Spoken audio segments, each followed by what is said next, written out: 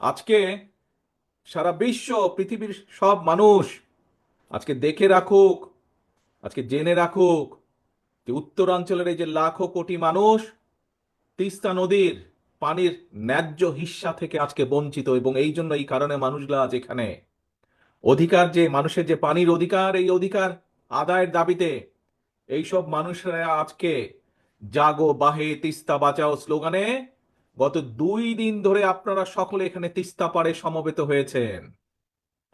তিস্তা নদী রক্ষার আন্দোলনের এই উদ্যোগে আজকে যে এই যে 2 দিন ব্যাপী আয়োজিত এই অনুষ্ঠান, এই অনুষ্ঠানের আজকের আমাদের মূল নেতা, সভাপতি আসাদুজ্জামান দুলু, বিএনপি সহ বিএনপির অগণিত লাখো নেতাকর্মী সহ গণতন্ত্রের পক্ষের বিভিন্ন রাজনৈতিক দলের আজকে উপস্থিত, গত 2 দিন ধরে এখানে উপস্থিত নেতৃবৃন্দ সহ এই সমগ্র এলাকার বিভিন্ন শ্রেণী পেশার বিশিষ্ট মানুষজন যারা আছেন, বিশিষ্ট জন আছেন, বিশেষ করে এই উত্তরাঞ্চলের সংগ্রামী জনগণ, আপনাদের প্রতি রইল আমার সংগ্রামী অভিনন্দন।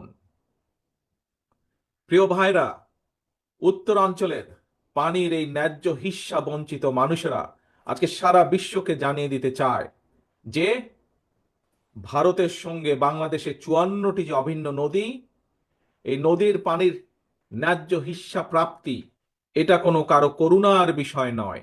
এটা আন্তর্জাতিক আইন অনুযায়ী এটি বাংলাদেশের প্রাপ্য, এটি বাংলাদেশের মানুষের প্রাপ্য। অথচ আমরা কি দেখছি? আন্তর্জাতিক নদী আইন, তিস্তা নদীর পানির ন্যায্য পাওনা আদায়ের জন্য আজকে আমাদেরকে আন্দোলন করতে হচ্ছে। বাংলাদেশের মানুষকে তথা উত্তরাঞ্চলের মানুষকে আজ আন্দোলন করতে হচ্ছে। এই পানি বন্টন নিয়ে আমাদের প্রতিবেশী দেশ বাংলাদেশের মানুষের সাথে অপ্রতিবেশীমূলক আচরণ করেই চলেছে। আপনাদের সকলের জানা আছে, আজকে প্রায় 50 বছর হলো ফারাক্কার অভিশাপ থেকে বাংলাদেশ মুক্তি পায় নাই। এখন আবার তিস্তা বাংলাদেশের জন্য আরেকটা অভিশাপ হিসাবে দেখা দিয়েছে। সব আন্তর্জাতিক আইন লঙ্ঘন করে আমাদের প্রতিবেশী উজানের গজলডোবায় একটা বাঁধ নির্মাণ করেছে, করে তিস্তার এই স্বাভাবিক পানি প্রবাহকে তারা নিয়ন্ত্রণ করে চলেছে। তাদের এই অপ্রতিবেশীমূলক আচরণের কারণে আজকে উত্তরাঞ্চলের লাখো কোটি জনগণ বন্যায়, খরায় দুর্বিষহ জীবন পার করছে। পানির অভাবে তিস্তার বুকে আজকে ধু ধু বালুচর।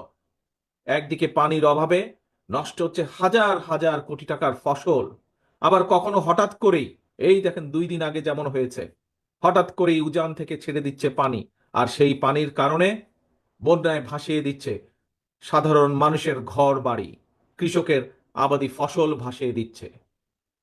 প্রত্যেক বছর এই বন্যার কারণে বলা যায় প্রায় প্রায় সময় বন্যার কারণে এমনকি কোনো কোনো সময় বছরে 3বারও বন্যা হয়েছে এই অঞ্চলে।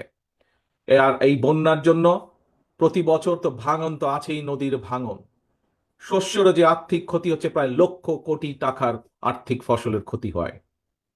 প্রিয় সংগ্রামী ভাই বোনেরা, এই যে 5ই আগস্ট চলে গেল, এই 5ই আগস্টে আমরা দেখি যে একজন পালিয়ে গিয়েছে এই দেশ থেকে, একটা খুনি এই দেশ থেকে পালিয়ে গেছে, স্বৈরাচার এই দেশ থেকে পালিয়ে গিয়েছে। এই স্বৈরাচার একটা কথা বলেছিল একবার, নিশ্চয়ই আপনাদের সকলের মনে আছে। কি সেই কথাটা? স্বৈরাচার বলেছিল, ভারতকে যা দিয়েছি সেটি তারা সারা জীবন মনে রাখবে। প্রিয় ভাই বোনেরা, এই ভারত শুধু পলাতক স্বৈরাচারকেই মনে রেখেছে, বাংলাদেশের জনগণকে তারা মনে রাখেনি। সেই জন্যই পানির যে ন্যায্য হিস্যা বঞ্চিত তিস্তাপাড়ের বিক্ষুব্ধ জনগণের মনে প্রশ্ন, পলাতক স্বৈরাচারকে ভারত যা দিয়েছে, বা পলাতক স্বৈরাচার ভারতকে যা দিয়েছে, সেই পলাতক স্বৈরাচারকে আশ্রয় দেওয়া ছাড়া ভারত কি বাংলাদেশকে আর কিছু দিয়েছে? কিচ্ছু দেয় নাই। সারা বিশ্ব জুড়ে, প্রিয় ভাই বোনেরা, সারা বিশ্ব জুড়েই কিন্তু সব প্রতিবেশী রাষ্ট্রের মধ্যেই সমস্যা সমাধান কিংবা পারস্পরিক স্বার্থ জড়িত থাকে। নিজ নিজ দেশের স্বার্থ রক্ষা করে প্রত্যেকটি দেশই কিন্তু সমস্যার সমাধানগুলো করে, সমস্যাগুলো নিরসন করে। আমরা সবাই জানি এটি হচ্ছে কূটনৈতিক রীতি। কিন্তু এই যে খুনি স্বৈরাচার পালিয়ে গিয়েছে যে 5ই আগস্ট, আমরা দেখেছি জোর করে অবৈধভাবে ক্ষমতা দখল করে রাখতে গিয়ে নিজেকে সে তাদের সেবা দাসীতে পরিণত করেছিল। বাংলাদেশ ভারত যৌথ নদী কমিশন এবং জাতীয় নদী রক্ষা কমিশন পর্যন্ত সম্পূর্ণ অকার্যকর রেখেছিল। সারা দেশের মানুষ জানে এখনো ভারতের সঙ্গে বাংলাদেশের বিরাজমান ফারাক্কার সমস্যার সমাধান হয়নি। জনগণের উত্তর অঞ্চলের, বিশেষ করে জনগণের বহুল প্রত্যাশিত তিস্তা চুক্তিও হয় নাই। অথচ সকল আন্তর্জাতিক রীতিনীতি ভঙ্গ করে এই পলাতক স্বৈরাচার, এই খুনি স্বৈরাচার প্রতিবেশী দেশকে ট্রানজিট শিপমেন্টের বন্দর ব্যবহারের একতরফা সুবিধা দিয়ে গেছে। এইসব চুক্তিতে মিনিমাম ন্যায্যতা পর্যন্ত রক্ষা করা হয় নাই। প্রিয় ভাই বোনেরা, বাংলাদেশের মানুষ মনে করে প্রতিবেশী দেশের সঙ্গে প্রয়োজনে সকল অসম, অন্যায্য এবং একতরফা যে সকল চুক্তি, এগুলো পুনর্মূল্যায়ন কিংবা পুনর্বিবেচনা করা দরকার। প্রিয় ভাই বোনেরা, সবার সঙ্গে বন্ধুত্ব, কারো সঙ্গেই বৈরিতা নয়। আমাদের পররাষ্ট্রনীতির এটি হচ্ছে মূল স্লোগান বা মূল নীতি। কিন্তু সময়ের প্রয়োজনে হয়তো এই স্লোগানটি বা এই নীতিটি পুনর্বিবেচনা করা দরকার। বর্তমান বিশ্বে স্থায়ী শত্রু, স্থায়ী মিত্র বলে কিছু নেই, বরং একটা দেশের সঙ্গে অপর দেশের সম্পর্ক হবে পারস্পরিক স্বার্থ রক্ষা, ন্যায্যতা এবং প্রয়োজনের ভিত্তিতে। সুতরাং সম্পর্ক রক্ষা করার ক্ষেত্রে নিজ দেশের এবং জনগণের স্বার্থ রক্ষাই হতে হবে প্রথম এবং প্রধান অগ্রাধিকার। এ কারণেই বিএনপির স্লোগান সবার আগে বাংলাদেশ।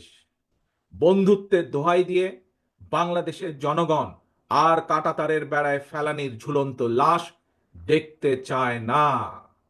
সীমান্তে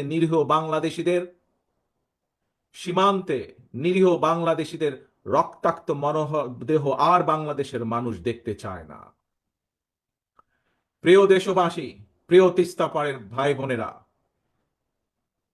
প্রতিবেশী দেশ ভারত যদি পানির ন্যায্য হিস্সা না দেয় বা দিতে যদি দেরি করে, তিস্তা চুক্তি করতে অনীহা দেখায়, তাহলে দেশ এবং জনগণের স্বার্থে, জনগণকে বাঁচাতে, কৃষিকে বাঁচাতে, কৃষককে বাঁচাতে, নদী বাঁচাতে, নাব্যতা রক্ষা করতে, তিস্তা সমস্যার সমাধানের জন্য আমাদেরকেই আমাদের বাঁচার পথ খুঁজে নিতে হবে। দেশীয় এবং আন্তর্জাতিকভাবে সকল সম্ভাব্য বিকল্পকে কাজে লাগাতে হবে। এবং এ কারণেই আমরা মনে করি পানির ন্যায্য হিস্সা আদায় করতে জাতিসংঘ সহ সংশ্লিষ্ট সকল আন্তর্জাতিক ফোরামে জোরালোভাবে বাংলাদেশের দাবি তুলে ধরতে হবে। একই সাথে প্রতিবেশী দেশের সাথেও আমাদেরকে কূটনৈতিক কাজ করতে হবে, কূটনৈতিকভাবে আলোচনা শুরু করতে হবে। আবার আন্তর্জাতিক অংশগ্রহণের উদ্যোগের অংশ হিসাবে আর সময়ক্ষেপণ না করে অবশ্যই আমরা মনে করি বাংলাদেশকে 1992 সালের ওয়াটার কনভেনশন এবং 1997 সালের জাতিসংঘ পানি প্রবাহ কনভেনশনে স্বাক্ষর করা জরুরি হয়ে পড়েছে। প্রিয় ভাই বোনেরা, আন্তর্জাতিক উদ্যোগের পাশাপাশি বিশেষ করে উত্তরাঞ্চলকে মরুকরণ থেকে বাঁচাতে তিস্তা মহাপরিকল্পনা বাস্তবায়নের কোনোই বিকল্প নেই। আপনাদের প্রিয় দল বাংলাদেশ জাতীয়তাবাদী দল রাষ্ট্র জনগণের সমর্থনে আল্লাহর রহমতে রাষ্ট্র পরিচালনার দায়িত্ব পেলে আগামী দিনে অবশ্যই আমরা অগ্রাধিকার ভিত্তিতে তিস্তা মহাপরিকল্পনা বাস্তবায়নের সব রকম উদ্যোগ আমরা ইনশাল্লাহ গ্রহণ করব।